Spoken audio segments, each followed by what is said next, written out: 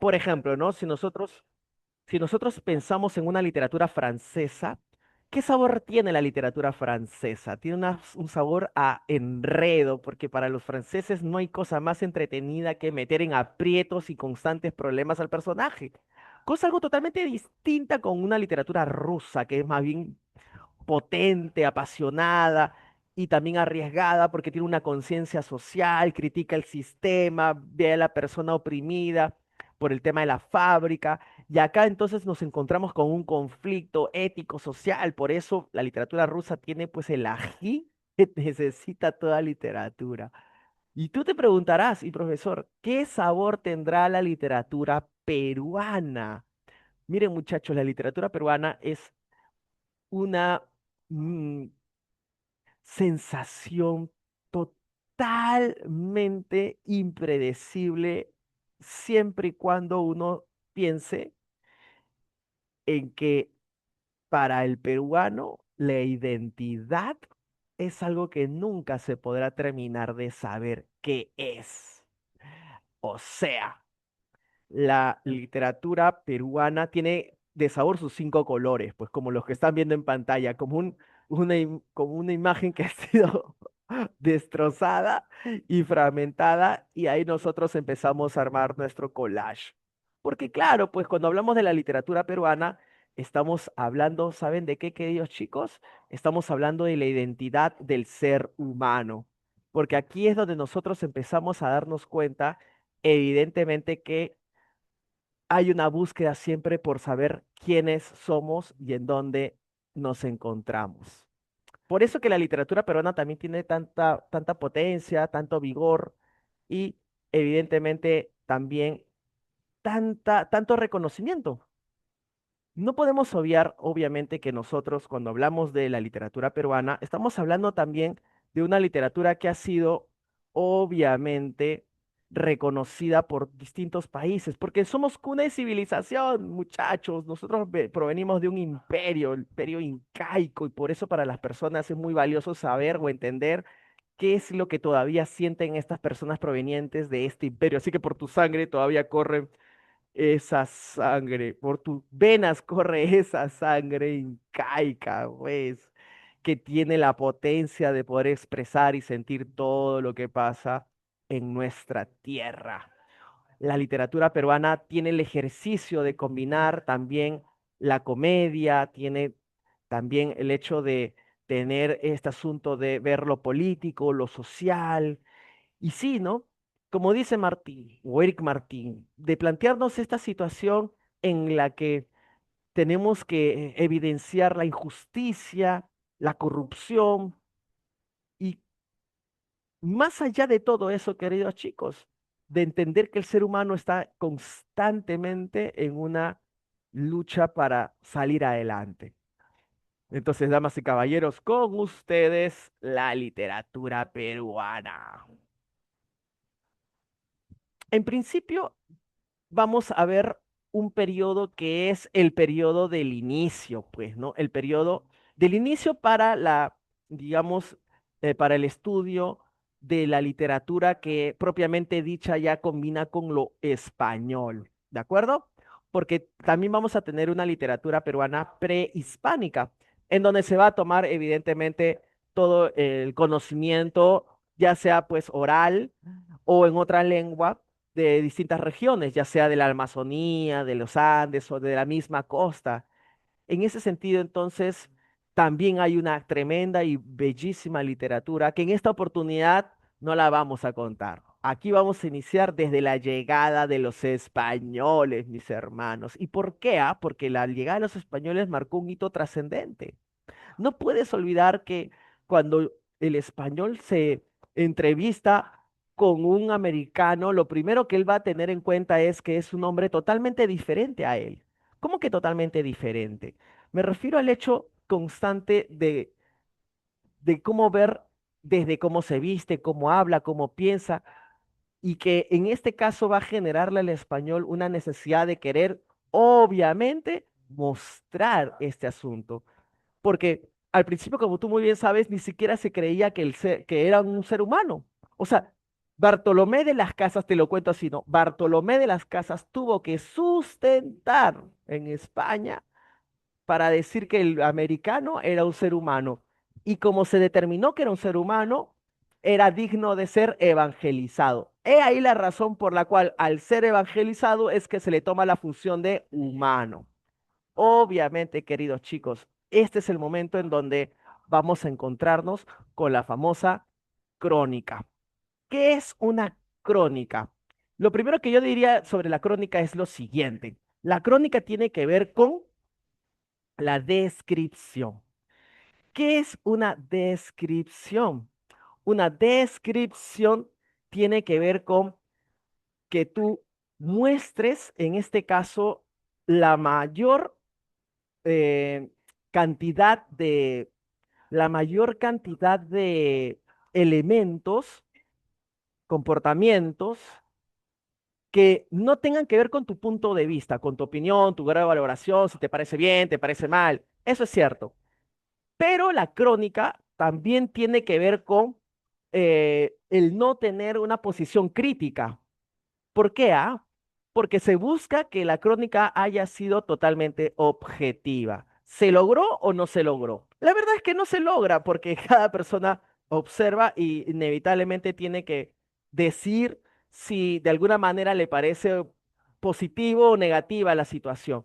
Por eso es que para nosotros tomar en cuenta a los cronistas como personas que nunca tomaron un punto de vista, eso también hay que decirlo, no es verdad, queridos chicos. Así que tenerlo en cuenta, las crónicas, si bien es cierto, buscan tener objetividad, ahí nomás se queda ya, búsqueda de la objetividad, mostrar una descripción de un patrón cultural en aquel entonces. Muchachos, hasta aquí se va entendiendo la crónica, crónica, crónica, descripción, descripción, ¿de acuerdo? Búsqueda de lo objetivo. Vamos por ese lado. ¿Sale, sale? Ahora, sobre esa crónica, evidentemente vamos a tener tres, ¿te acuerdas? Tres tipos de cronista. Evidentemente el cronista español, el cronista indígena y el cronista mestizo. Mira, los tres para mí son recontra mega archibravos, pero hay uno que va a trascender, evidentemente, más que los otros dos. En los cronistas españoles, te cuento algo muy bacán. Los cronistas españoles van a tener la necesidad de quedarse más tiempo de lo debido. ¿Por qué? Porque solamente dar una pasada, ir sobre un lugar, impresionarse con las diferencias que uno tiene con ese lugar, hace que distorsione la información, porque vas a creer que todo lo que estás observando o describiendo es algo totalmente diferente. Por eso es que Pedro Cieza de León, el cronista español, decidió quedarse a vivir en el Perú y respirar todas las particularidades que podría tener este hermoso país. De acá es donde él por eso escribirá Historia General del Perú. Sin embargo, acá hay otro hecho que es muy importante también mencionar. Es que como tú muy bien sabes, los españoles, por un lado, pues buscaban la manera de demostrar que nosotros éramos seres humanos, pero por otro lado, pues parecía que los hombres no tenían las cosas así de tan, ¿cómo decirlo, no? Tan inseguras como cuando estaban con las mujeres, porque ciertamente hay que decirlo, los españoles conquistadores que vinieron aquí se enamoraban constantemente pues de las ñustas, de las señoritas indígenas. Ahí es donde decimos, oh español, no que tú estabas pensando ser un ser humano, ¿no? Y mira pues cómo es que te enamoras de inmediato. Sí, pues muchachos. He ahí la razón por la cual que vamos a tener mestizos. Pero lo vamos a dejar ahí porque quisiera, antes de hablar del mestizo, porque él es nuestro producto estrella, vamos a hablar un ratito del cronista indígena. El cronista indígena es aquel que va a tener de primera mano la información de dónde se encuentra justamente la localidad, ¿no? ¿Y por qué de primera mano? Porque seguramente va a vivir allí. Entonces, Felipe Guamán Poma de Ayala, por ejemplo, nacido en Ayacucho, se plantea que él, si bien es cierto, utiliza una técnica española porque tiene que escribir y aparte se pone el nombre Poma de Ayala, va a utilizar una información muy importante sobre dos situaciones. La primera, sobre la manera del gobierno y luego sobre los abusos que se estaban cometiendo alrededor de este. Por eso es que se escribe la obra Buena Crónica y Buen Gobierno. Crónica sí será después, pero en principio se llamó Crónica. Recuérdalo. Un dato bravazo que seguramente ya lo sabrás es que esta obra además tenía gráficos, porque dibujaba. Este cronista dibujaba, claro, no había cámara fotográfica, ¿no? Y cuando dibujaba, ¿qué es lo que dibujaba? Dibujaba justamente las costumbres, las tradiciones, la vestimenta, la comida, la manera en que la gente disfrutaba, la gente en la manera también, pues lamentablemente era castigada. Por eso es que se llama Nueva Crónica y Buen Gobierno. Por un lado, la buena crónica,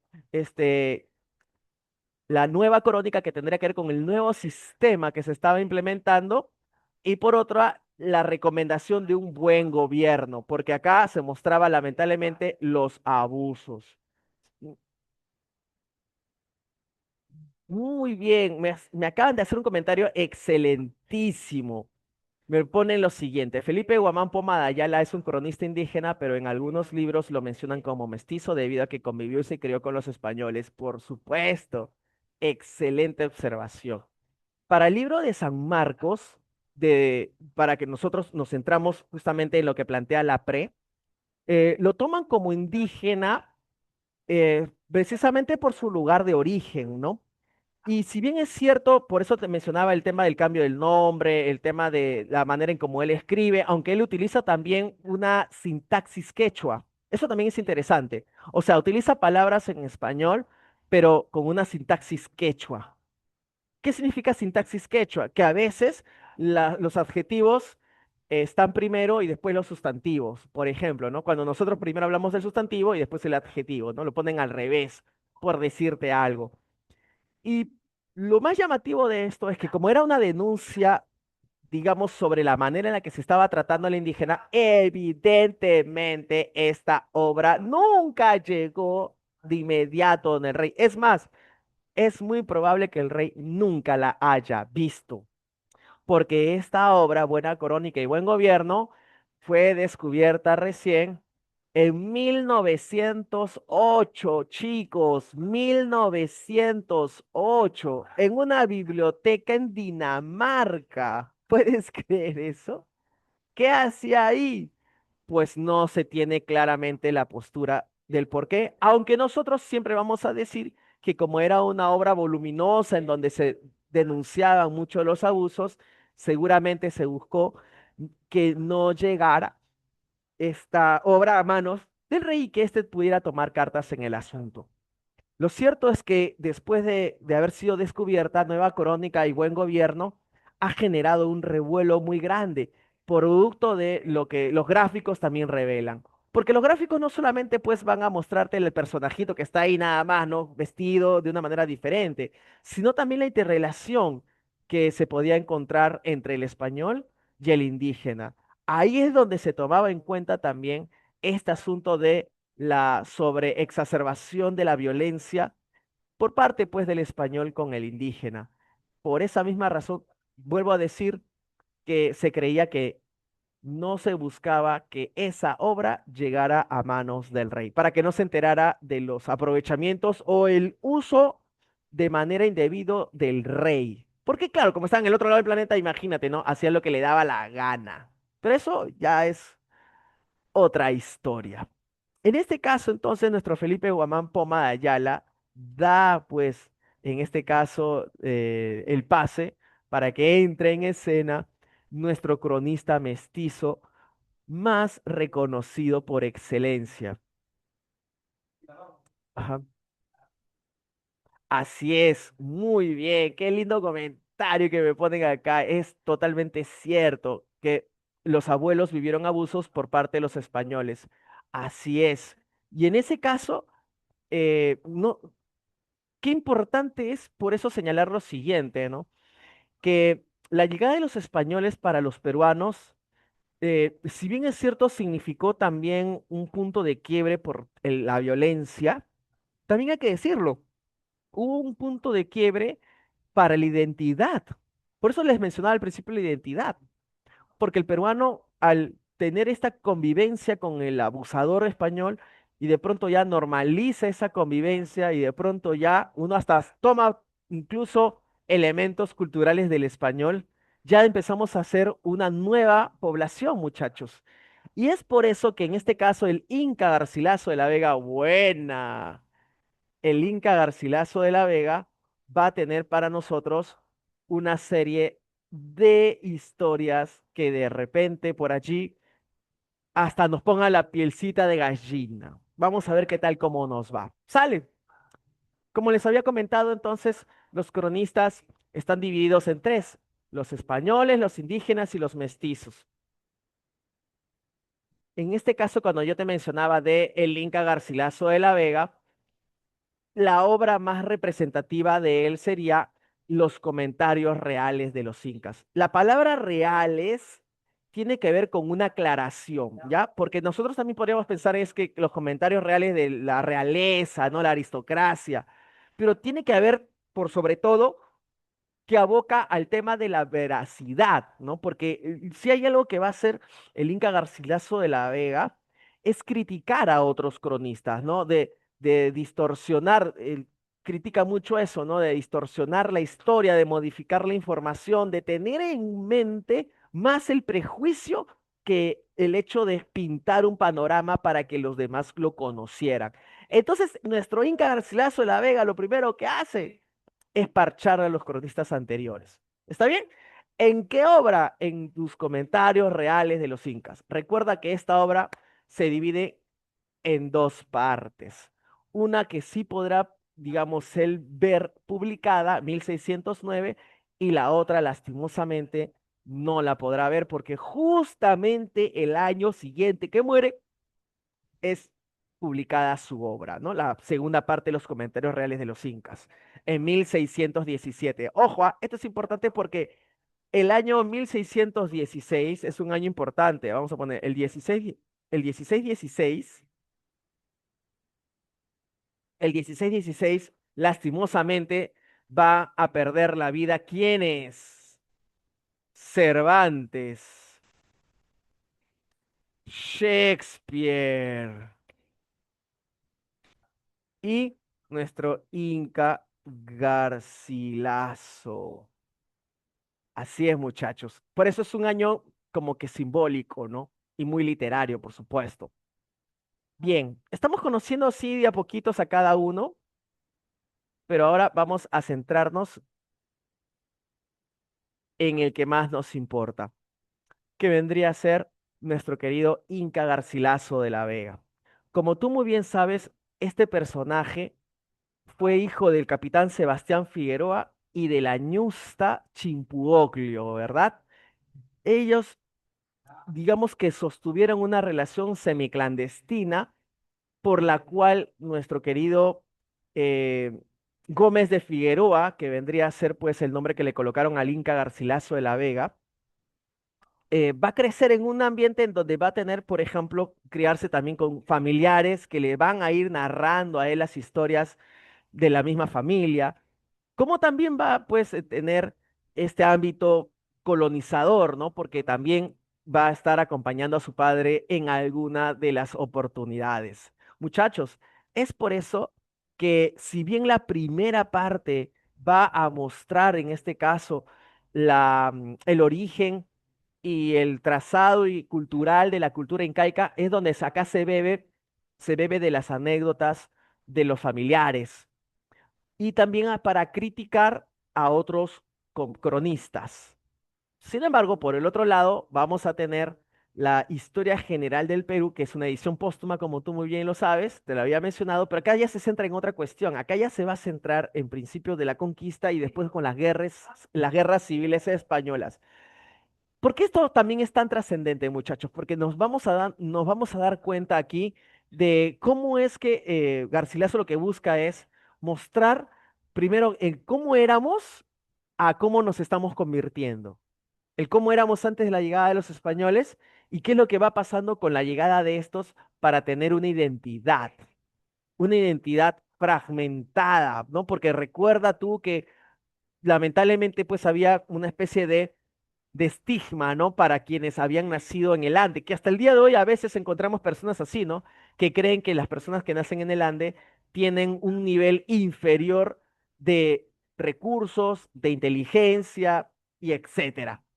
Es por eso que el Inca Garcilaso va a ser trascendente, muchachos, porque va a demostrar justamente todo lo contrario. En esta segunda parte, en donde se va a contar, por ejemplo, lo de las guerras civiles, también hay que destacar que en esta segunda parte lo que se va a buscar, ¿saben qué es también?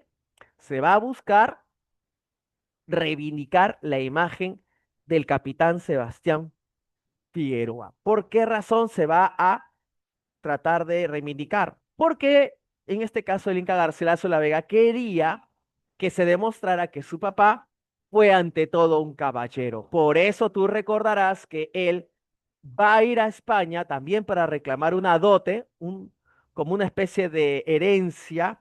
¿Y qué va a pasar, mis hermanos? Ustedes lo saben. ¿Qué va a pasar? Lastimosamente se le va a negar, pues se le va a negar.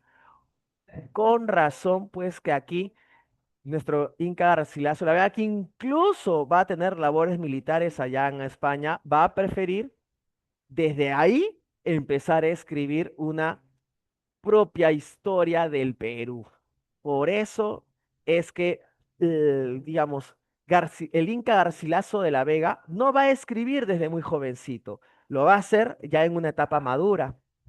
¿Debido a qué? Como les decía, al quiebre por la negativa de España para entregarle la herencia que a él le correspondía. Hasta aquí, muchachos, ¿qué tal? ¿Cómo la están viendo? ¿Se logró entender? ¿Se está entendiendo, gente? ¿Qué dicen ustedes? O estoy hablando muy rápido, no lo sé. ¿Qué dicen? ¿Estamos bien? ¿Estamos bien? Ok. Sigamos. Para pasar ahora al costumbrismo peruano. En el costumbrismo peruano ya no vamos a estar propiamente en la conquista ni en la colonia. Como nosotros estamos viendo en pantalla la fecha 1828, entonces ya estamos en una literatura de la emancipación, una literatura que podría decirse es el primer movimiento de la literatura peruana en un país ya independizado. Para San Marcos, por ejemplo, es muy importante también que lo sepas, se toma como referencia 1825 como el año en el que el Perú consolida de manera completa su independencia. ¿De acuerdo?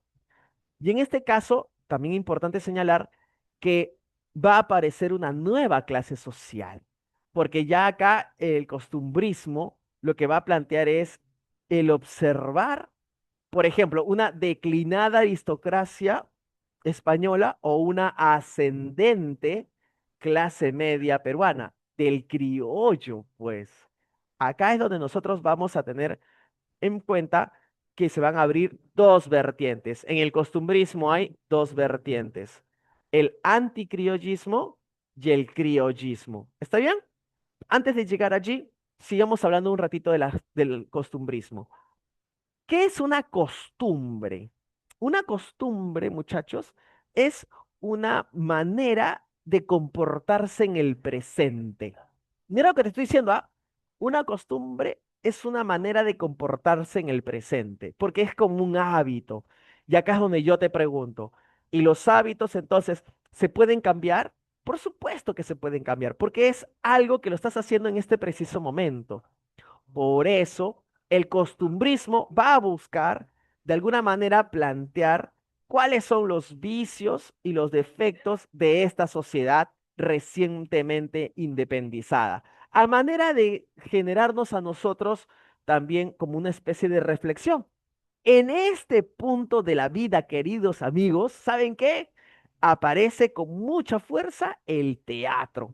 ¿Por qué el teatro? Porque va a ser un mecanismo social entretenido, divertido, dinámico, para que la gente al mirar esa obra diga, no, oh por Dios, yo no quiero ser así.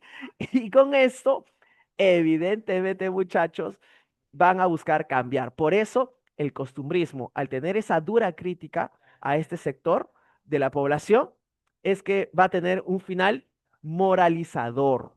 O sea, va a buscar siempre mostrarte una moraleja. Hasta aquí, ¿qué tal, queridos chicos? ¿Se va entendiendo sobre el costumbrismo? Costumbrismo, costumbrismo, presente, presente. Costumbrismo, costumbrismo, defectos de la clase media. ¿Sale?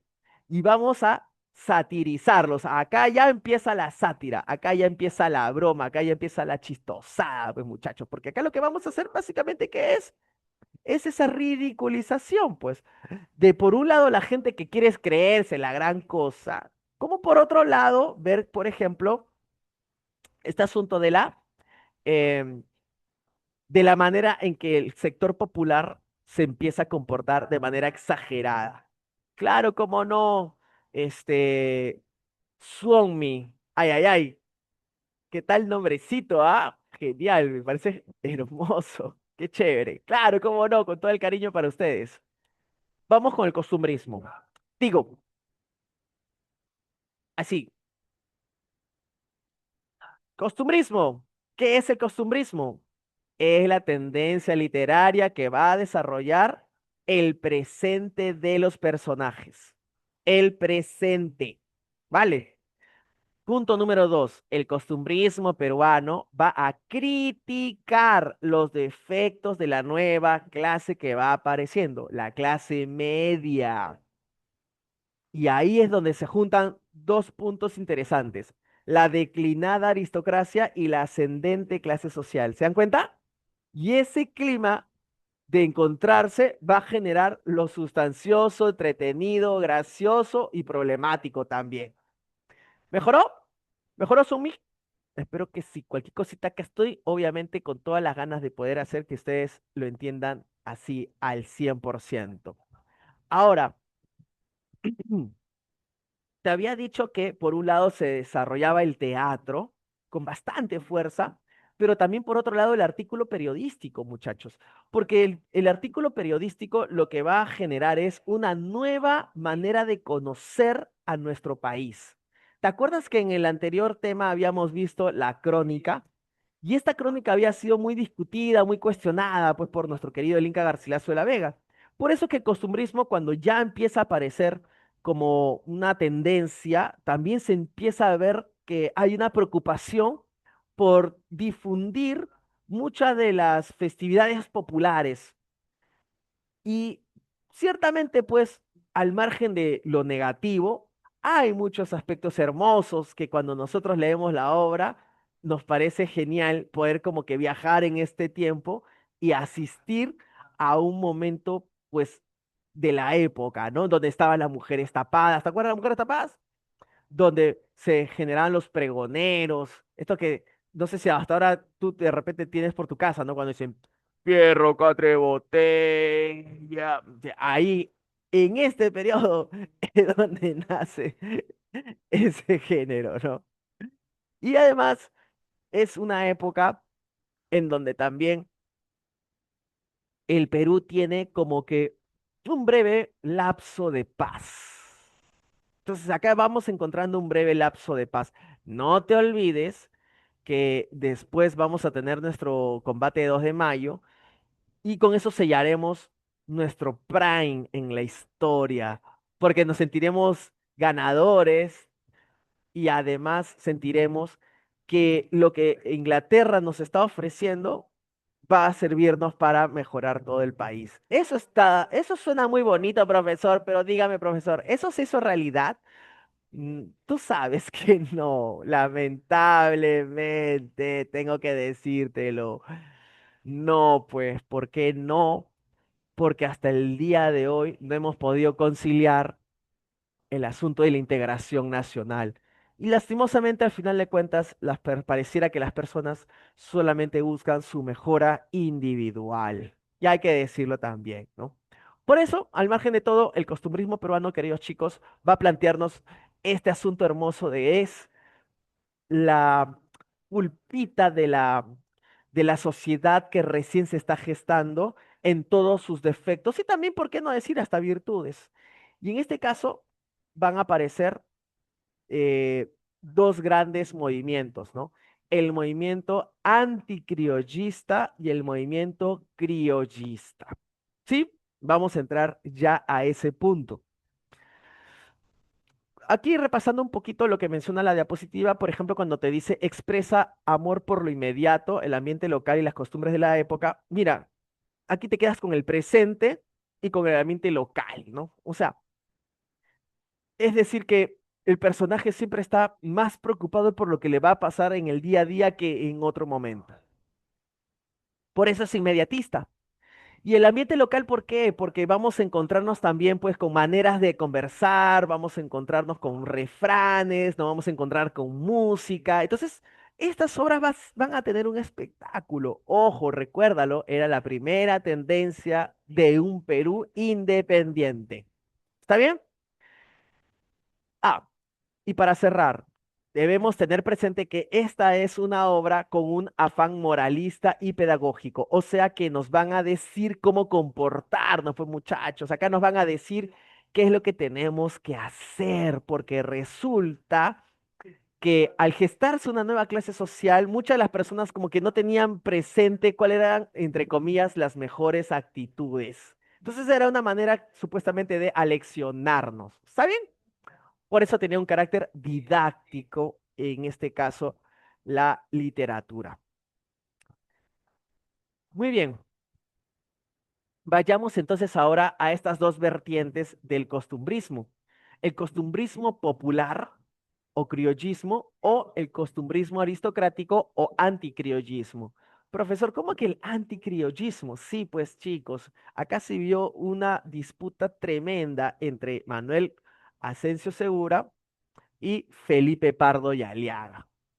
¿Y por qué? Porque mientras para uno, como estamos leyendo aquí, vamos a ver el tema de la burguesía, la plebe, pero en un sentido, digamos, gracioso, por eso ponen colorismo, y compasivo, porque el personaje que está en cuestión, que la va pasando mal, es muy probable que después se mejore su situación a diferencia de Manuel Asensio Segura, que es el padre del teatro peruano, vamos a tener a nuestro Felipe Pardo y Aliaga. Felipe Pardo y Aliaga, chicos, vendría a ser el famoso anticriollista y que va a despreciar todo lo popular. Tanto así que va a tener dos obras fundamentales. Un artículo periodístico llamado Un viaje, que te acuerdas la historia del Goyito, ¿verdad? Entonces acá lo vamos a colocar para que lo tengas presente. Un viaje, ¿no? Y su personaje principal, el niño Goyito. Esto le pertenece a Felipe Pardo y Aliaga. En este caso, muchachos, cuando nosotros hablábamos del anticriollismo ahora, es que tiene que ver, por un lado, ya no tanto por la preferencia hacia el teatro, aunque sí también van a escribir alguna que otra obra, pero van a centrarse cada vez más en ese famoso periodismo. Sí, pues porque el periodismo ya era como que una moda, porque venía también de Estados Unidos, y los periódicos empezaron a popularizarse porque era como que el suplemento cultural del día que todo peruano necesitaba saber. El diario, muchachos, se convirtió en una manera de combatir la ignorancia. Por eso es que vamos a tener grandes expedicionarios que van a ir, por ejemplo, hacia la búsqueda de nuevos caminos, nuevos horizontes, como por ejemplo Alexander von Humboldt. Alexander von Humboldt fue alguien que tenía una particularidad. Este loco se metía pues a todos los ríos y dibujaba. Por eso es que hoy en día se conservan estos dibujos sobre lo que él observaba y más aún sobre lo que él quería entregarle a la gente que no podía asistir a esos lugares tan recónditos. Hasta aquí, ¿todo bien? Sí. Felipe Pardo y Alea, muchachos, va a ser un escritor totalmente ácido, totalmente crítico con lo popular. Por eso en frutos de la educación vamos a tener, eh, vamos a poner acá también frutos de la educación.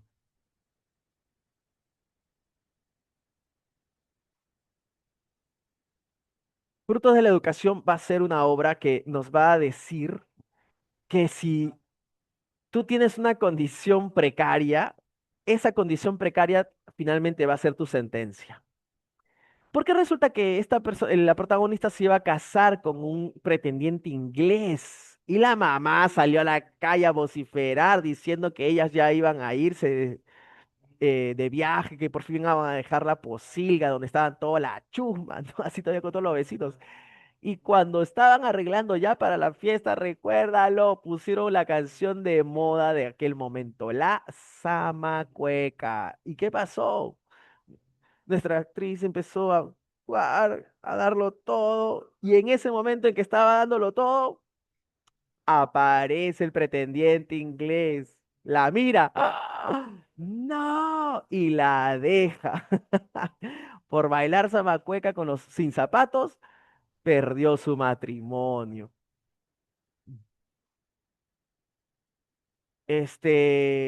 Claro, me están preguntando acerca de lo de la acción. Oye, sí, no, de hecho, a ver, exacto, ¿no? Acá, por ejemplo, se va a ver con total descaro el tema de los matrimonios arreglados. Diríamos que este es como que en Europa se llamaría el neoclasicismo. ¿Y por qué el neoclasicismo? Porque tiene la misma función, ¿no? Una función moralizante con su moraleja. Y van a buscar siempre mostrar los defectos. Eso es algo bien peruano, por ejemplo, ¿no? El peruano se va a desgastar y mostrarte todos sus defectos y cuando vas a hablar de tus virtudes, un parcito por ahí nomás. Entonces, por eso vamos a decir lastimosamente que Felipe Parro y Aliaga se va a centrar en la parte negativa. Muchísimas gracias. A ver, me preguntan, ¿quién es el representante del criollismo? Acá, por ejemplo, estamos viendo en pantalla, acá cuando dice criollismo, allá, él es Manuel Asensio Segura. Y anticriollismo, Felipe Pardo de Aliaga. Y ahí están los dos. ¿Qué significa ser criollista? Acá sale. Que vamos a mostrar a la burguesía o la plebe que va a tener un carácter civilista porque no te van a hablar de militares. ¿Y qué significa colorismo? Colorismo es que tiene que ver que estas situaciones pues graciosas en medio de la tradición, ¿no? Que están cocinando. Entonces vas como que adentrándote también a este lugar tan íntimo que es el de vivir en una quinta o vivir en un solar, ¿no? Donde están distintas viviendas y alrededor de ese solar obviamente pues se genera todo un ecosistema. Pero bueno, en este caso, como te comentaba, entonces, el criollista es Manuel Asensio Segura y anticriollista Felipe Parrilla Aliaga. ¿Qué significa eso? ¿Qué significa que uno sea criollista y que el otro sea anticriollista? A ver, me preguntan o me dicen, ¿es como una comedia sobre gente de clase baja? Sí, claro, por supuesto, pero clase media diría, porque recuerda que la clase media en este momento es una clase que está buscando por todos los medios salir adelante, ascender en la sociedad. ¿Por qué? Porque en la época de la conquista eso no podía existir, porque era un periodo estamental. Las cosas como llegaban, se quedaban. En cambio, acá con la independencia, ese movimiento, esa fluctuación hizo que la gente aspirara a formar parte de la alta sociedad ya sea con un dinerito porque son comerciantes o ya sea casándolo con una persona aristocrática para que con esto haya un respeto por el apellido que lleva del esposo. ¿Se entendió eso, muchachos? ¿Sí? Entonces el criollismo va a ser siempre en positivo, ¿ya?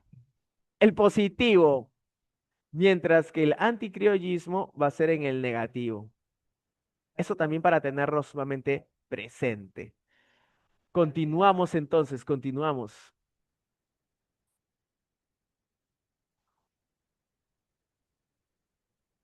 Vamos entonces con nuestro queridísimo Felipe Pardo y Aliaga. Felipe Pardo y Aliaga eh, va a tener este comportamiento de ridiculizar al indígena, pues también porque tenía como que una especie de inquina, odio, rechazo a esta población. Por eso es que cuando él regresa de Europa, lo que va a buscar es siempre mostrar como si ellos fueran los que contaminaran las decisiones de los demás. Eso no es cierto. Pero bueno, había ese prejuicio, ¿no? Felipe Pardo también, digamos que tenía un estilo muy culto y que también a su vez dentro de las obras de teatro no encontrábamos un final feliz. Mira lo que te estoy diciendo, ¿ah? No encontrábamos un final feliz porque lo que entendíamos era que producto de pertenecer a esta clase social, lastimosamente todo lo que hacíamos estaba mal. ¿Puedes creer eso? Pero bueno, así es como se planteaba este asunto del anticriollismo. Recuerda, anticriollismo, anticriollismo, crítica, ridiculización y búsqueda de un mejor futuro para el país. Eso va a ser Felipe Pardo Yaliaga. En este caso les estoy colocando el relato de un viaje para que te des cuenta, pues, cómo es que se va tratando el famoso niño Goyito, ¿sí o no? ¿Quién era el niño Goyito? El niño Goyito, pues, era este personaje que era mantenido por sus papás y que evidentemente, pues tras el hecho de que él puede viajar hacia Chile y los papás no pueden decir las cosas de frente, es que fingen sentirse mal, ¿no? Ahí viene un trola, no te vayas, Goyito, te vamos a extrañar, no te preocupes, mamá, vamos a venir rápido, está bien, pero te voy a extrañar, pero por dentro, por favor, vete, por favor. Y de pronto sabes que él desiste y dice, ¿saben qué? Mejor me quedo, ya no voy a viajar. Y los papás, no, plop, producto de que no pudieron decir las cosas de frente. ¿Se dan cuenta? Es como decir, toma tu castigo por no haber hecho caso. He ahí la razón por la cual Felipe Pardo y Aliaga ya muestra una tendencia, ¿no? Una tendencia a criticar justamente lo popular. Criollismo, criollismo, popular, popular, anticriollismo, anticriollismo, antipopular, antipopular. ¿Qué tal? ¿Cómo la ven? ¿Se logra entender eso, muchachos? ¿Qué dicen ustedes? Vamos tomando un poquito de agüita. ¿Todo bien entonces? Mm, mm,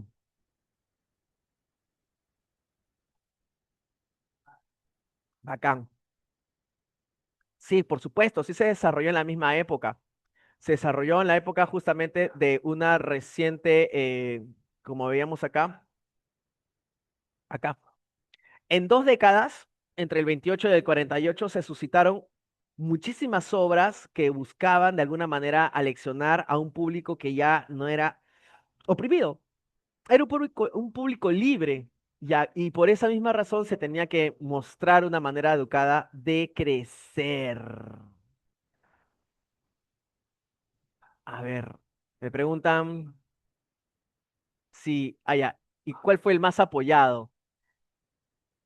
Ya, te lo voy a resumir de esta manera. El más apoyado es al que le otorgaron el nombre de el padre del teatro peruano. ¿Y quién es el padre del teatro peruano? Nuestro queridísimo Manuel Asensio Segura. ¿Por qué? Porque Manuel Asensio Segura, digamos, destacó por su poder de convocatoria, ¿no? Las obras como hablaban en función de lo que le pasaba a la clase intermedia, obviamente la gente iba a ver, pues, ¿no? Ahora de qué iba a hablar. Pero en este caso, a diferencia de lo que planteaba Felipe Pardo, en este caso, nuestro queridísimo Manuel Asensio Segura era más optimista, ¿no? Y tenía finales más felices que en las obras de Felipe Pardo y Aliaga. Por esa razón es que tengamos presente el hecho de cómo por un lado, Felipe Pardo, al criticar, perdió adeptos y Manuel Asensio Segura, al resaltar los vicios o incluso también lo bonito que es compartir en familia, alrededor de una mesa, esos detalles hicieron que él se convirtiera en el padre del Teatro Nacional. ¿Sale? Maribel, ¿qué dices? ¿Todo bien? ¿Todo bien? ¿Se logró entender?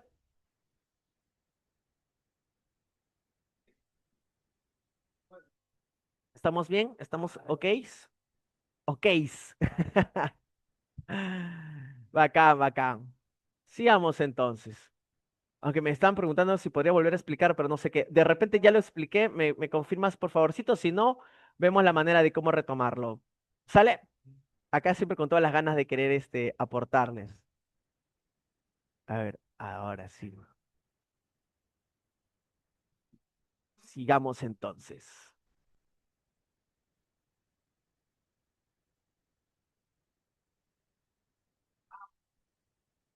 Bien, como te había mencionado, este asunto de gusto por lo inmediato, ya habíamos hablado de Felipe Parodialiaga, ya hablamos de El Niño Goyito, y ahora Manuel Asensio Segura, que te había mencionado, pues, ¿no?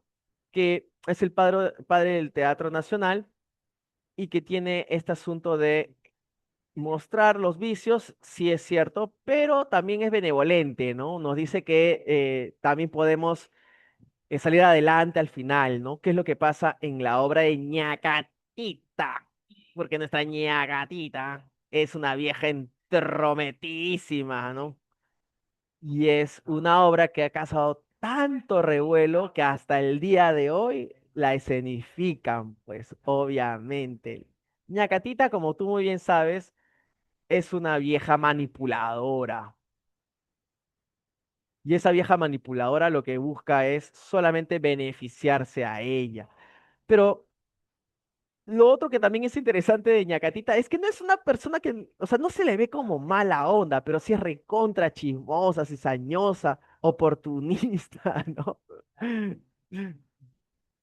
Ay, ay, ay, acá la gente contando sus heridas de guerra, ¿no? Yo también hice Ñacatita en el colegio. Pero ¿sabes qué fue lo más traumático? Yo te cuento, Anita. Yo fui Ñacatita. Oiga, caballero. Así tenía que hablar a cada rato. Pucha, una cosa impresionante. Es que me metí pues al taller de teatro y al final pues ahí sorteado y mucha madre. Me dieron una ñacatita, ¿no? Bueno, fue un gran papel, lo debo admitir, porque ¿de qué va la historia? Tú dices, pero por supuesto tenía que ser serio, y si no, ¿cómo?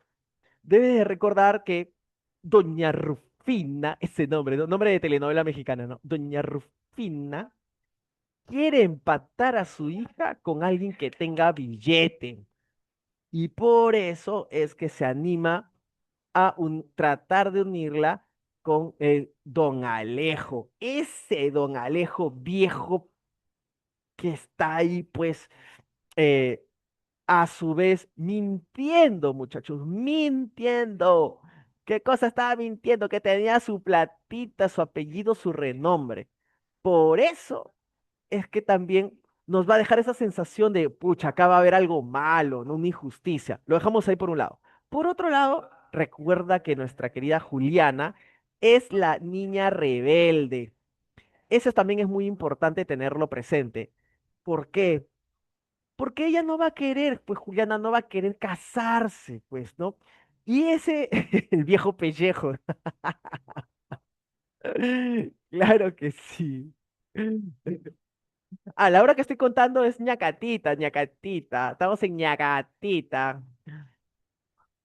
Claro, y que no tenía familia, pero el viejo pellejo estaba casado todavía, ¿no? Allá en el Cusco. Bueno, te estaba diciendo algo chiquitito nada más. Que nuestra ñacatita se había pues enterado que doña Rufina quería empatar a su hijo con alguien que tenía dinero y por eso ñacatita ve, piensa, asume que don Alejo es el indicado. Mete por los ojos, manipula a doña Rufina, esta pues le cree y ahora sí va a querer emparentarla con su hija Juliana, que no va a querer porque ella en realidad está enamoradísima del jovencito, bueno pero pobre, de Manuel. A todo esto que decía el papá, ¿te acuerdas? Don Jesús. Don Jesús era pues este personaje sabio, paciente y que quería al fin y al cabo que su hija fuera feliz. Él, por ejemplo, va a tener digamos, un papel interesante porque va a apoyar a Manuel, ¿no? Él va a querer como que de alguna manera Manuel se quede con su hija, ¿no? Porque sabe las intenciones que tiene él. Ahora, todo esto se empieza a poner más crítico porque ya se acerca la hora para que haya el compromiso y resulta que aparece un personaje llamado Juan, ¿no? Que es básicamente el Deus ex machina. Lo vamos a escribir acá. ¿Qué significa eso? A ver, personaje Deus ex machina. El Deus ex machina significa quien aparece para resolver. La traducción exacta, o mejor dicho, matemática, algo así, Deus ex machina, significa Dios de la máquina. Como no tiene mucho sentido, por eso, para que tú tengas más, más referencia, es que quien aparece para resolver, o sea, aparece de la nada, ¿no? Y bueno, calza con el hecho de que él también estaba en el Cusco y cuando se entera que acá estaba Don Alejo, es él quien dice, oye, pero ese tío está casado. Y la gente, ¿qué? Y por eso es que expulsan a Ñacatita con el viejo pellejo de Don Alejo y acá Don Jesús une de alguna forma a su hija con este personaje Manolito, ¿no? Manuel. Y diríamos que se restituye el orden, a diferencia de Felipe Pardo y Aliaga con Frutos de la Educación, en donde la chica por bailar Zamacueca se queda sin pareja. ¿Se dan cuenta? Ahí también vemos la diferencia entre uno y el otro. Hasta aquí, muchachos. Gracias por la pregunta, Anita. ¿Qué pasó con Ñacatita? Ñacatita, ¿tú crees que fue corta y perezosa y se quedó así nomás? Ah, ya que me voten. Nada. Apenas se dio cuenta que las cosas no estaban resultando, pues con este viejo pellejo mentiroso y ahora total estafador. ¿Qué hace? Al toque se acomoda y una vez que es expulsada, ella misma dice que se había dado cuenta que mejor partido tendría que ser Manolito, pues porque ya se había dado cuenta que ese muchacho sí tenía futuro, porque como era un trabajador constante, metódico y bastante responsable, seguramente con el paso de los años iba a conseguir un cargo importante y también brindarle estabilidad emocional y por encima de todo, estabilidad económica a Juliana. Por eso Ñacatita no es que termine mala, Ñacatita también sigue pues entrometiéndose en la vida de los demás, metiendo su floro y tratando de sobrevivir, porque obviamente aquí hay una cosa muy clara, queridos chicos, que este asunto de cómo es que este personaje se hace muy famoso, ¿por qué? Porque siempre tiene la solución, una mente muy rápida para poder crearse situaciones y con eso librarla. Nos hace acordar a un personaje español, la Celestina, porque la Celestina era esa bruja que hechiza pues a Melibea para que Calixto se case con ella, pero es como que una especie de manipuladora también, como en este caso Ñacatita. Muchachos, estoy tratando de avanzar así de una manera un poquito más fluida porque quisiera darle ya cabida a las preguntitas, pero no sé ustedes qué me dicen. Yo encantado también de responder si tienen alguna consultita. O seguimos avanzando. ¿Qué dicen ustedes? Ya estamos en Ñacatita. Seguimos entonces. Seguimos. Vamos con todo. Gracias, Valentina. Y ahora vamos al Le Romantique peruano. Le Romantique peruano tiene que ver con un periodo fundamental. ¿Cuál es ese periodo fundamental? Lo que pasa es que el romanticismo va a tener una escuela muy particularmente importante para toda la región de Sudamérica, porque resulta que es el periodo de las independencias. Ah, sí, por supuesto, se viene por ahí de repente. Vamos a ver si nos alcanza el tiempo. Yo encantado de contarles todas las historias de la vida. Les decía, les decía que este es un momento clave para la historia del Perú y para la historia de América, porque al darse las independencias, los países empiezan a tener ya una injerencia totalmente autónoma. Sin embargo, eh, El Perú no va a hacer algo que los demás países sí. ¿Y qué cosa es? Reivindicar su personaje autóctono. Por ejemplo, en Argentina al gaucho, en Chile al araucano, en Venezuela con las lanzas coloradas al guerrero. Y así, muchachos, en cada país como una especie de retoma nacionalista y puesta en escena con orgullo, en este caso sería lo peruano, ¿no? Y eso, ¿cómo se dio acá en nuestro país? Pues eso no se va a dar. En el romanticismo peruano, queridos muchachos, en el romanticismo peruano, lastimosamente, vamos a tener aquí una cuestión de, en donde teníamos que ponernos serios, en donde teníamos que ser orgullosos de nosotros mismos, en ese momento le pusimos alegría, reggaetón, es decir, le pusimos la ridiculización y la broma, pues muchachos, lastimosamente. O sea, las tradiciones peruanas es considerada una obra maestra y lo es, eso es cierto. Pero el problema de la tradición es que mm, ve más bien el lado fallido del personaje nacional. Y no vamos a encontrar ahí un relato en donde se menoscabe, menosprecie o se ponga como un tonto al indígena. Entonces, aquí donde debimos sentirnos orgullosos y sentar las bases de nuestro orgullo nacional, identidad nacional, no se dio, muchachos. Ese es un punto importante para tenerlo en cuenta. ¿Está bien? Porque en el romanticismo, tú bien sabes que hay una exaltación del yo individual. Yo te cuento la historia, pero en este caso, Ricardo Palma, ¿cómo lo va a hacer? Va a contar la historia, pero a su manera. Y por eso vamos a ir de frente acá con nuestro querido don Ricardo Palma Soriano. Y de si hay tiempito, vamos también a Salaberry. ¿Está bien? A Carlos Augusto Salaberry. En este caso, Ricardo Palma, como te mencionaba, es el llamado romántico historicista, ¿no? ¿Por qué? Porque la tradición va a tener ese coqueteo con la historia. Pero ojo, no es un libro de historia. Las tradiciones de Ricardo Palma son como que relatos híbridos. Acá lo vamos a colocar en el chat, ¿ya? Tradición igual relato, relato híbrido. ¿Qué significa relato híbrido? Que mezcla lo histórico con lo ficcional. Por eso también fue una tendencia muy interesante, ¿no? La, en este caso, la PRE pone en el libro 455 tradiciones.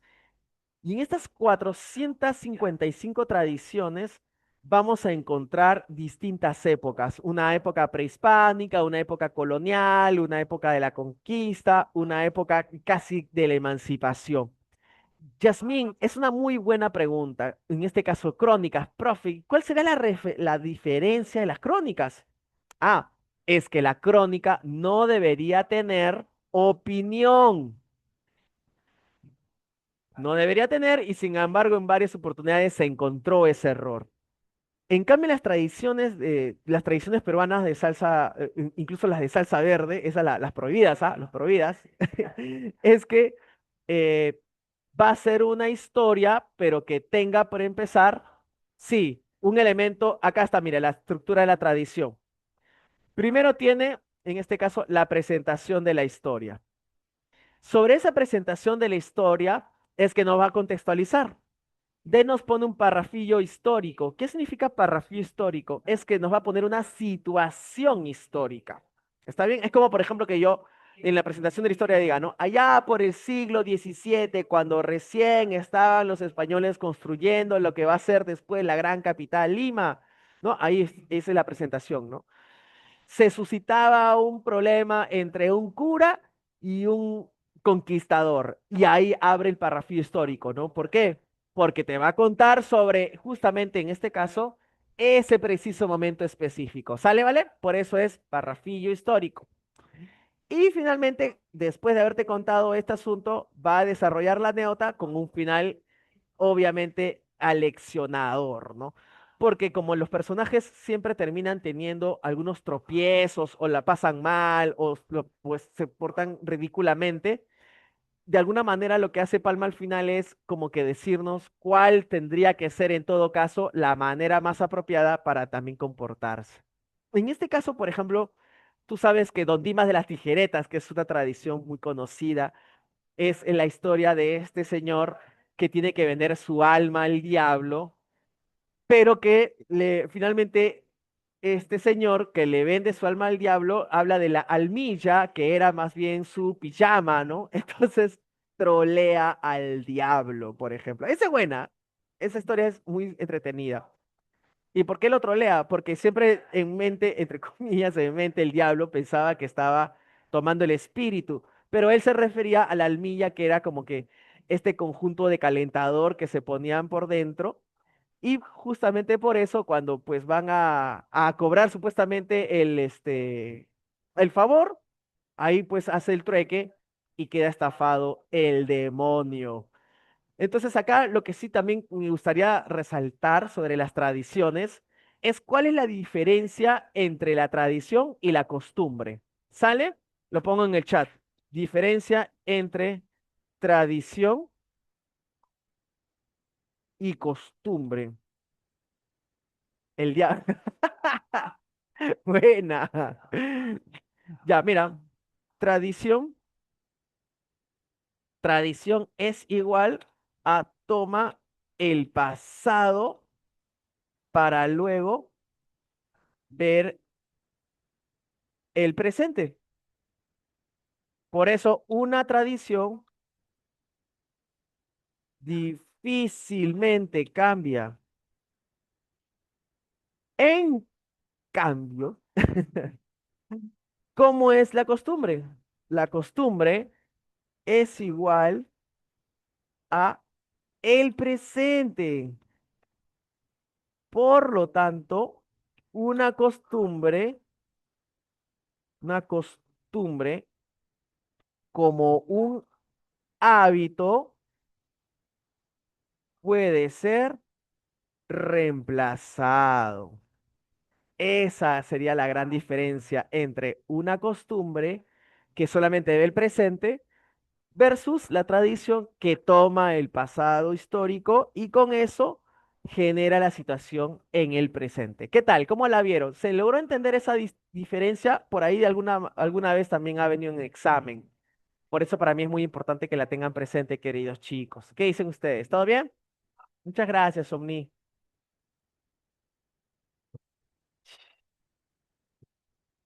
Dicho esto, entonces, creo que llegó el momento. Vamos a las preguntillas. De aquí quiero ver hasta qué hora es la hora. Nosotros somos hasta las 11:35, ¿no? Así que estamos hermosos. Estamos hermosos. Voy a dejar de compartir. Vete, ¿a dónde estás? Acá estás. Así. Dejo de compartir para volver a compartir. A ver, un segundito. Ahora sí. Listo, lo encontré, muchachos. Listo. Queridos chicos, ¿se puede visualizar la pantalla sobre el tema Panorama de la literatura peruana? Sí, sí. Buena. Vamos con todo, vamos con todo. A ver, ¿qué saldrá? Dice, muchas gracias chicos siempre por sus respuestas. La literatura peruana se caracteriza por ser heterogénea, pluricultural y multilingüe. Claro, heterogénea porque es diferente en cada región, pluricultural porque las escriben de distintas culturas y multilingüe porque esas culturas a su vez tienen un idioma en particular, ¿no? Ese es el tema a tener en cuenta. Ah, sí, sí, sí, me estaban preguntando por el material, ya, este material, ahorita el de las preguntas. A ver, vamos a ver, creo que es este acá, archivo. Mm,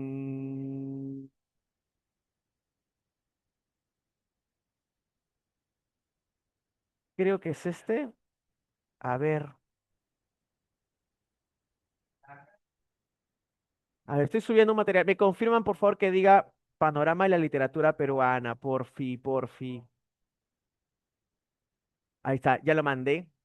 A ver, ¿me confirman, por favor, ahí, mientras el profesor va tomando un poquito de agüita? Mm,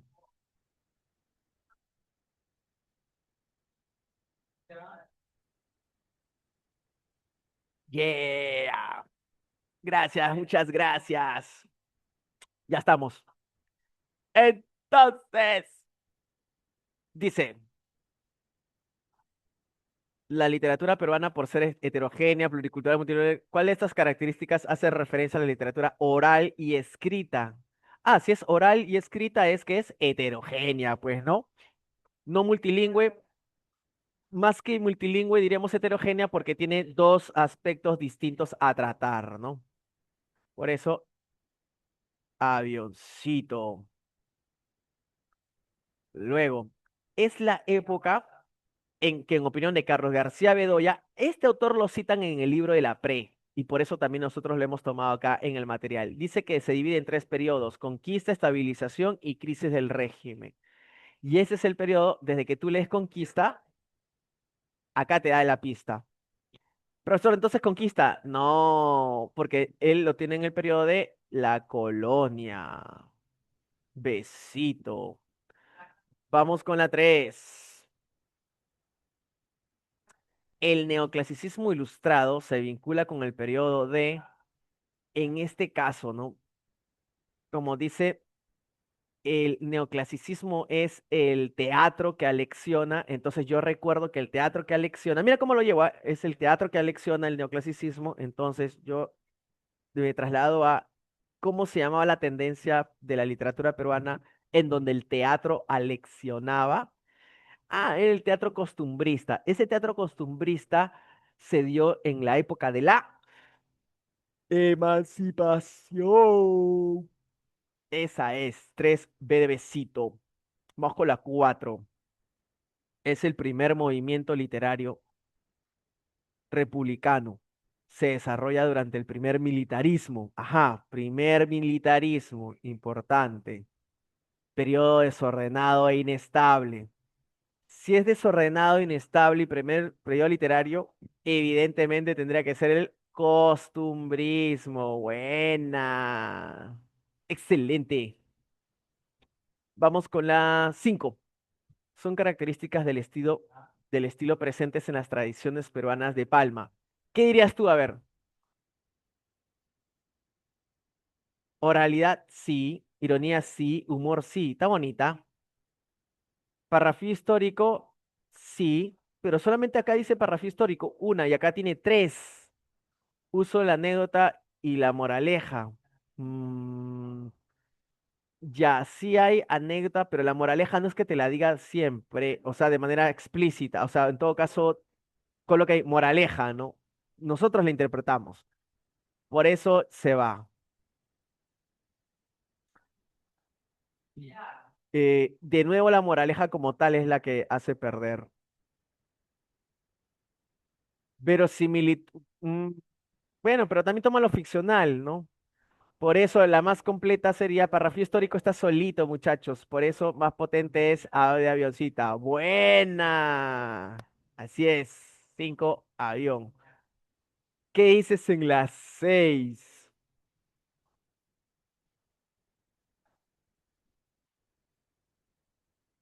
A ver, allá, mira, nos ponen una pregunta prehispánica con respecto al drama de Ollantay. ¿Qué es lo que ha pasado? Drama de tema incaico escrito en la colonia. Pero era prehispánica, ¿no? Entonces ahí como que se aleja. Leyenda centrada en la rebelión de Tupac Yupanqui. Sí, eso es cierto. Sí, los moldes del teatro del siglo de oro. No siempre. Es una propuesta, una postura. Es un drama escrito en lengua quechua. No, tampoco. Utiliza el verso octosílabo. No, porque eso es la comedia. Besito, buena, claro que sí. Mira, otra. En el drama Ollantay, ¿por qué Pussy Kojur se casó en secreto con Ollantay? Tú lo sabes, porque no lo dejaban estar juntos, pues. Y por esa razón, ¿cuál marcaría? Estamos en las 7, ¿no? Estamos en las 7. ¿Cuál marcarías? ¿Qué dices tú?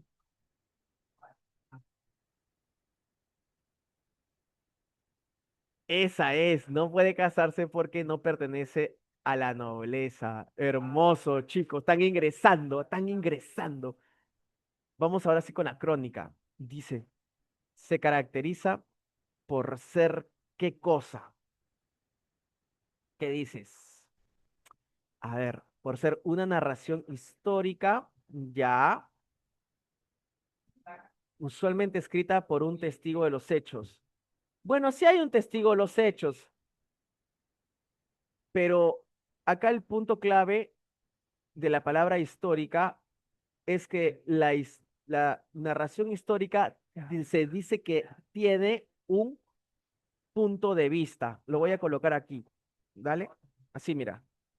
Narración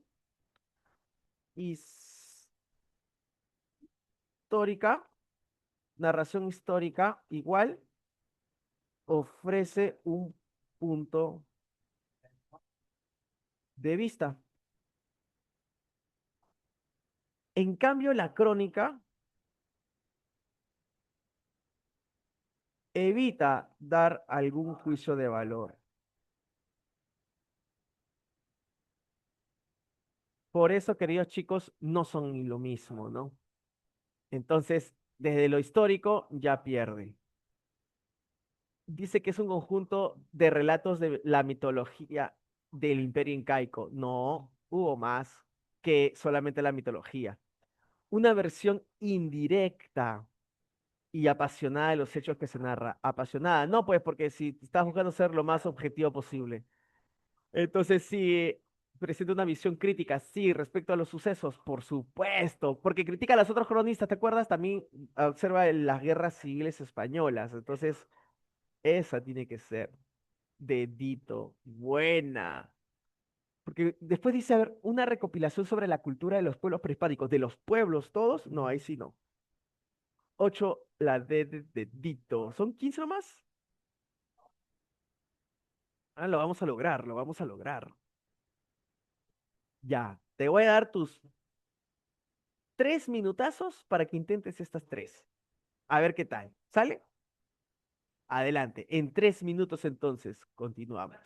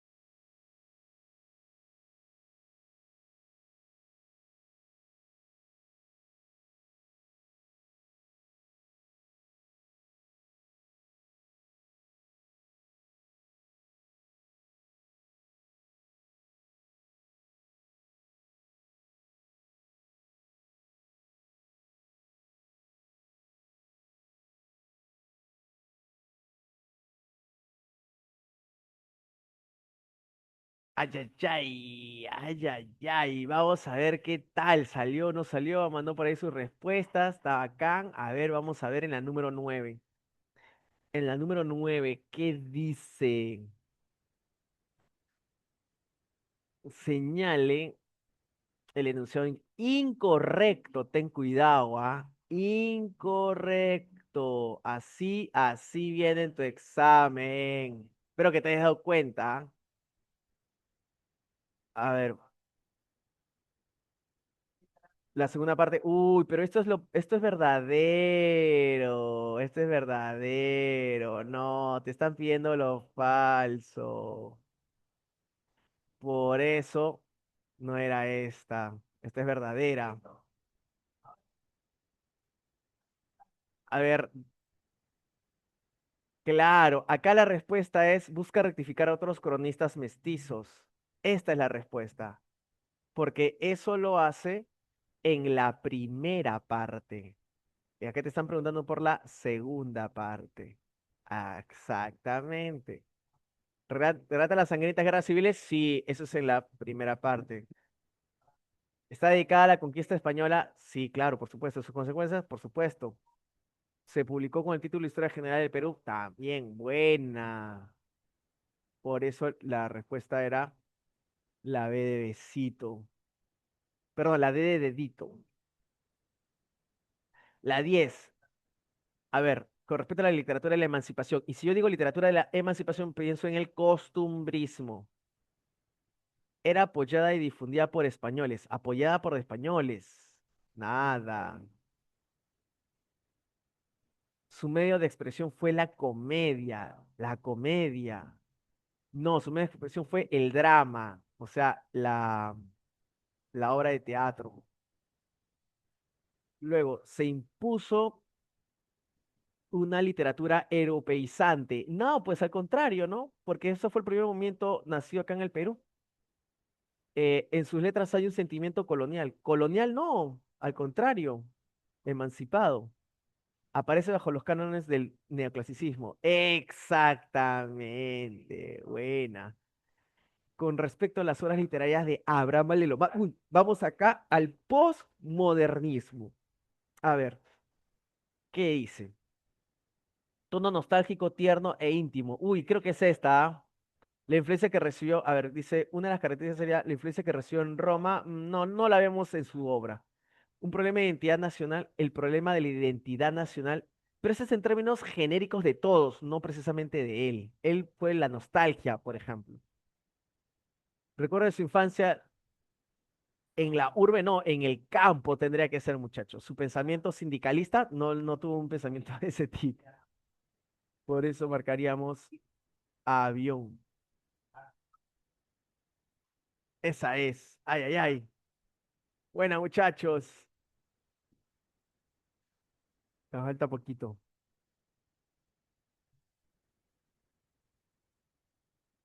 ¿Qué dicen ustedes? Veamos. Marca la alternativa que contiene el enunciado correcto del Caballero Carmelo. ¿Te acuerdas del Caballero Carmelo? Ya tendremos una fabulosa clasecita donde vamos a desplegar las alas para que nuestro Caballero Carmelo vuele por todo lo alto. Recuerda que este Caballero Carmelo es una mascotita traída de viaje de un hermano que cuando llega le entrega a todos un regalito y al papá le entrega el gallito. Este gallito va a ser criado como si fuera un hijo más de la casa y hasta que una buena tarde, lastimosamente, producto del comentario del padre que se pelea con alguien que estaba diciendo que nadie le ganaba a su gallito de pelea seco, es que pactan una pelea. Recuerda que en este punto de la historia, nuestro caballero Carmelo ya le pasó su prime, pues ya no es el muchachito aquel sino lastimosamente ya es un gallito mayor, pero que no podría, pues, de alguna manera sostener una pelea. Y ahí es donde se enfrentan los dos.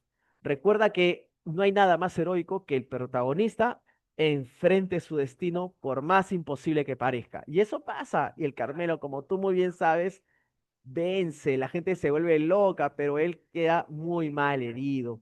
Al quedar muy mal herido, muchacho, tú sabes también que la desesperación por parte de los niños de darle asistencia hace pues que solamente esto sea momentáneamente. Lo dejan en la casa, hay un silencio sepulcral y de pronto se escucha un ¡Cacaraca!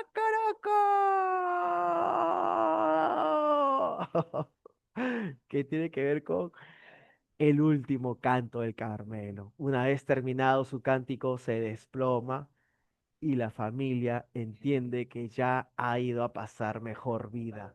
Es por eso que Valelomar tiene ese tono tierno, melancólico, porque va a buscar justamente de la manera más sencilla contarnos sus más complejos sentimientos.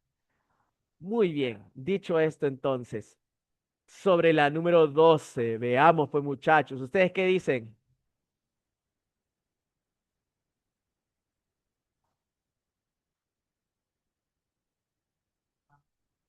A ver, 28 de julio, sí, el autor plantea técnicas narrativas novedosas, no porque lo cuenta de forma lineal. Muestra, esto del realismo mágico es de Gabriel García Márquez, ya llegaremos a él. Muestra a Caballero Carmelo como un animal cobarde, no, al contrario, sí es valiente. El estilo utilizado el estilo utilizado es complejo, complejo, no, desde que ese complejo ya perdió. El final del cuento Carmelo es derrotado por el final, no, no es el final, porque todavía la familia se queda sola en silencio, ¿no? De Cito.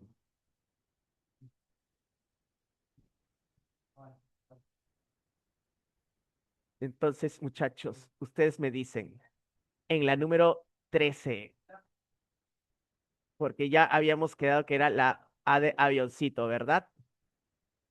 En la número 13, dígame, ¿qué sale, qué sale, qué sale?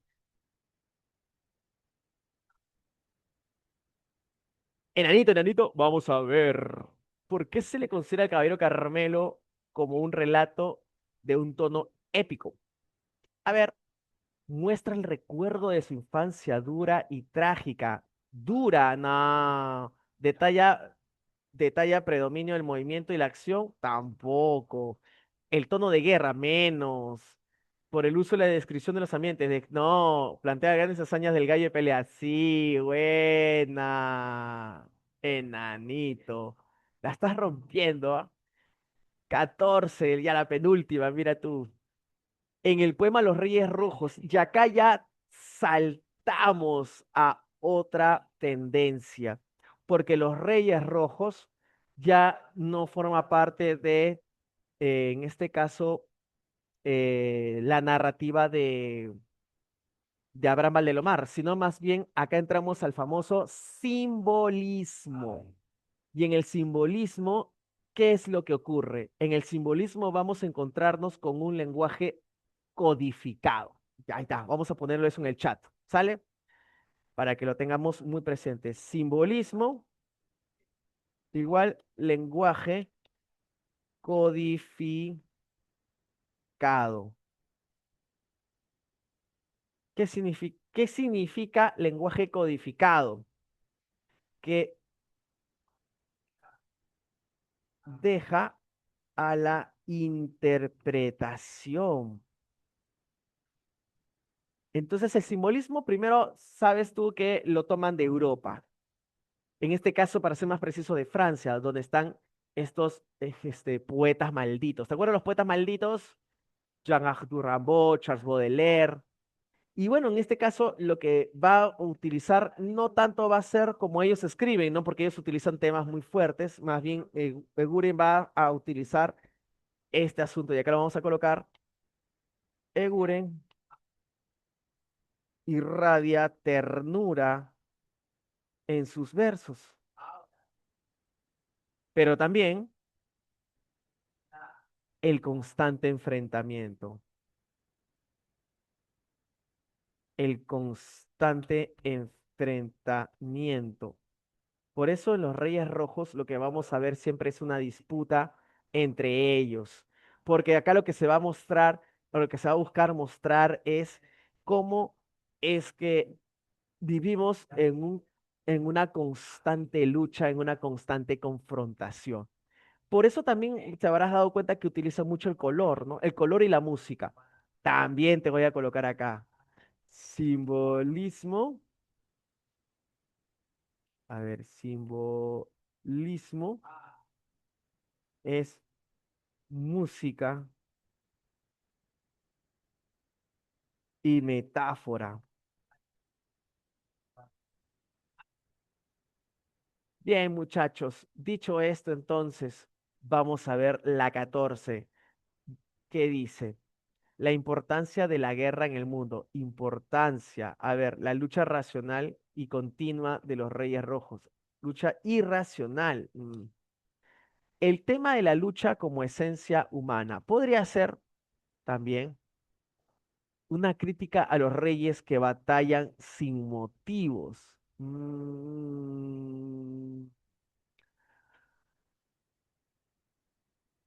¿Qué dirías? Batallan sin motivos. Luego, que el hombre no debe recurrir a las guerras. No, por ahí ya, esto sí ya se alejó totalmente.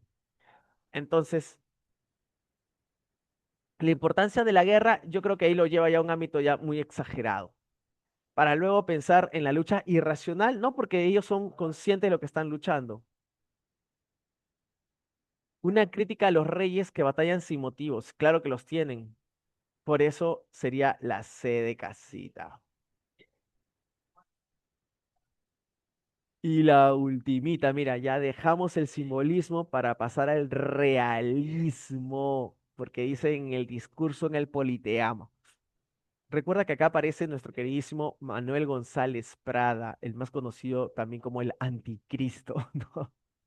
Él fue una persona totalmente irascible, con ganas de destrozar la vida entera porque habíamos perdido la guerra con Chile y él buscaba como que zamaquearnos para entrar de nuevo en razón porque vivíamos todos adormitados por el trauma de la guerra. Entonces acá es donde Manuel González Prada lo que hace es también fundar un partido político, denunciar de dónde provino justamente la actitud derrotista, por eso que se enfrenta al sector militar, al sector gubernamental y al sector clerical. Él se pelea con todos, ¿ah? Se pelea con todos porque lo que buscaba era tener un golpe de acción. ¿Te acuerdas que él destrona, o en este caso reemplaza a nuestro queridísimo Ricardo Palma en la dirección de la Biblioteca Nacional? Entonces ustedes deben de imaginarse lo que fue cuando salió la gente a darle un homenaje a Ricardo Palma, el mejor intelectual del 19, el primero en asistir a la Real Academia de la Lengua Española con su ensayo, papeletas lexicográficas. La gente estaba emocionada. Y cuando le tocó a nuestro querido Manuel González Prada para leer su, por ejemplo, ¿no? Dentro de sus páginas libres. ¿Qué es lo que va a plantear en el discurso en el Politeama? El Politeama es justamente el auditorio, ¿no? Es que nosotros nos hemos conformado con simplemente aceptar que ya lo perdimos todo. Y por eso somos tan pasivos al momento de generar el cambio. Es por eso que en el discurso de Politeama, él también resalta la imagen de los jóvenes muchachos, resalta la imagen de esta sangre nueva, todavía rebelde, que no se ha moldado, ¿no? En un molde cuadrado. Y por esa misma razón es que él también dice que los viejos a la tumba, los jóvenes a la acción, recuérdalo por favor, que no es que lo diga de frente a, este, claro, los jóvenes al trabajo o es los jóvenes a la acción y los viejos a la tumba, ¿no? O los jóvenes al trabajo o los viejos a la tumba. Sí, también calza. Lo que pasa es que cuando lo menciona, Anita, acá hay un punto clave, ¿ah? Es que la gente es alucinada que se lo estaba diciendo directamente a Ricardo Palma. ¿Tú te imaginas esa locura? O sea, en el día del homenaje que están haciendo, todavía hermoso, hablando bien, y de pronto sale alguien diciendo que los viejos sí ya tienen que irse a la tumba. Fuertes declaraciones. Es que el papi González Prada era así, pues era recontra polémico. Era, era incansablemente polémico. Y se ganaba a veces, pues, la tirria de los demás, muchachos, porque no era para nada protocolar ni diplomático. Entonces, desde allí, es más, Páginas Libres es una obra que está escrita con, yo no voy a llamar errores ortográficos, sino por una decisión ortográfica. ¿Cómo es eso? Él va a poner, eh, en este caso donde dice G, página, le pone la J, ¿no? ¿Y por qué razón?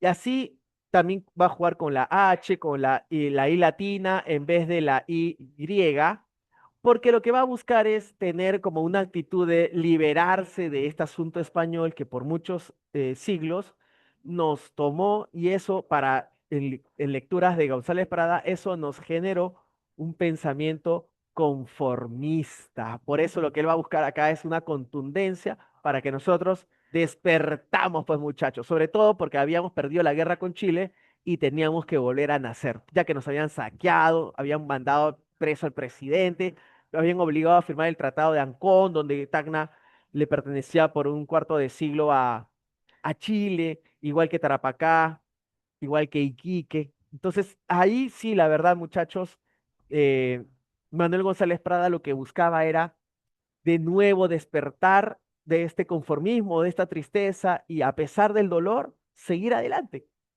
Porque de eso se trata finalmente la vida. ¿Está bien? Entonces, según el discurso de Politeama, el autor analiza la realidad social y diagnostica que los males del país fueron. ¿Cuáles fueron los males del país? La ignorancia, sí, y el espíritu de servidumbre puede ser. La deshonra, nadie deshonró. Luego, la servidumbre de nuestros gobernantes, servidumbre de nuestros gobernantes. No solamente los gobernantes, ¿no? Luego, los ejércitos de indios mal disciplinados. Tampoco. Un tema interesante del indio es que en este caso él también busca la reivindicación para que estudie el indígena. Importante también. Y la última no puede ser, ¿no? Porque dice, fueron el cura, el indio y el gobernador. Nada. Por eso marcaríamos la A de biencito. Listo. Chicos, ¿qué creen? En este caso, hemos logrado culminar tanto la práctica como la clase. Quería decirles algo antes de cerrar, que la literatura peruana tiene, ¿no? La literatura peruana tiene de por sí la potencia de poder generar mediante la risa una preocupación, mediante una línea simbólica una preocupación, o también ponernos los pantalones y decir las cosas más duras y críticas de manera directa. La literatura peruana tiene eso porque en principio, muchachos, lo que está buscando ¿qué es saber quién es, en esa búsqueda de identidad. Por eso nuestra literatura es tan intensa y divertida. ¿Te has dado cuenta que hay un señuelo siempre de este asunto de pasarla bien, de que se genere todo este asunto de la diversión? Pero por otro lado también tiene este asunto de eh, cómo es que hay una crítica social constante de cómo nos comportamos, de quiénes somos y hacia dónde vamos a ir. La próxima clase, Valentina, la próxima clase tiene que lograr unos, como que unos señuelos, pues. La literatura de la próxima semana va a recoger un pensamiento de la época que nosotros difícilmente hoy día podríamos tenerlo. Y que incluso el personaje que va a aparecer en escena, queridos muchachos, van a ser personajes que nos van a enseñar que en el valor de la vida no está ni el triunfo ni lo que ganas, sino en el intentarlo. Ahí está el gran proyecto. La próxima semana, entonces, mis queridos amigos, por el mismo canal y en el mismo horario, vamos a trascender esto que se llama literatura peruana. Espero que la hayan pasado sumamente bien, chicos. Yo siempre la paso hermoso con ustedes. Gracias por su participación. Me encanta que ustedes sean así. Les agradezco siempre que tengan a bien el preguntarme, porque eso, además de que nutre, nos hace más juntos. Así que nada, gracias siempre por tanto, muchachos. Gracias por hoy también. Gracias por decir que estuvo muy bonita la clase. Me muero de amor, chicos. Gracias. Hasta la próxima, que les vaya bien. Y que todo lo que sigan estudiando fortalezca para que su ingreso esté cada vez más cerca, chicos. Y todo ese sacrificio que valga la pena. Porque ¿sabes qué? Tu proyecto merece ser culminado con éxito. Hasta la próxima. Un abrazo. Nos vemos. Chao, chao.